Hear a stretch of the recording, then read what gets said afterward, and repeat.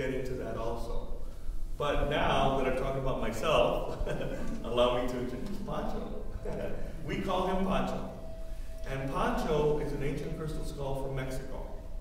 He was found, he was unearthed, he was discovered about 60 years ago in an ancient archaeological site called Monte Alban. And Monte Alban was the capital of the Zapoteca Empire. Monte Alban is located in what is present-day Oaxaca State, south of Mexico City near the Guatemalan border. And this is a region where the Zapoteca Indians used to dominate. Zapotecas were the second oldest tribe in Mesoamerica. The oldest tribe, they were called the Olmecs. The Olmecas. I call them Olmecas. The Olmecs. And the Olmecas, they were also referred to as the star people. They were referred to as the rubber people. They are the granddaddies of all the ancient civilizations. The Olmecs, well, as a matter of fact, have you guys ever heard of the Mayan calendar 2012? Okay, what you might not know, right?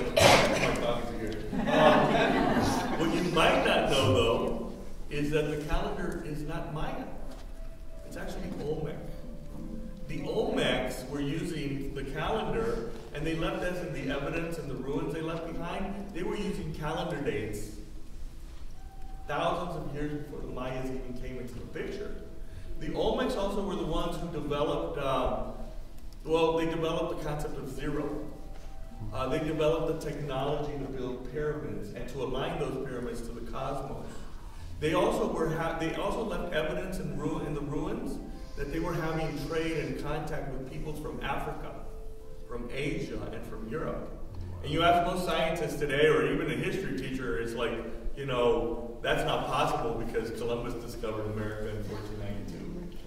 Well, the evidence that the Olmecs left behind is like quite the contrary. They were having trade with these people. And I talk about the Olmecs. The reason I talk about the Olmecs is because two reasons. Number one is because a lot of people ask me if Pancho is a Mayan skull. And he's not. He's not a Mayan skull. He was found in Zapoteca land.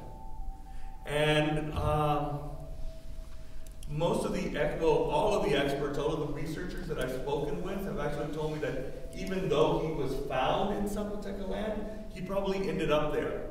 He was probably brought to the Zapotecas. And the ones that brought him were the Olmecas. And if this is true, this would make him at least 3,000 to 4,000 years old. So we're talking about a very, very old artifact here. And a lot of people ask me, well, if he's so old, why is he in a museum? Well, because he's been in my grandparents' house for the last 50 years, that's why.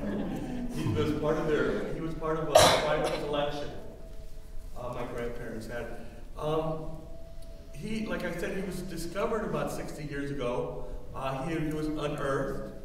And it wasn't in an archaeological dig. It wasn't archaeologists that were looking or digging up in Monte Alban. He was actually found by the groundskeeper of the archaeological park. You see, this guy would come on his shift late at night after all the tourists had left. And, they didn't have, cameras and stuff back then, so they had to, patrol the grounds by walking. And so this guy would, after all the tourists would leave, he'd be on the, just in the park. And since he had nothing probably else better to do, he would go on his own little personal little digs. And in one of his personal little digs, he actually found the crystal skull. And about 200 other ancient artifacts, which he did not report to the government. And that's common in countries like Mexico, Peru, and Egypt, when normal people find things.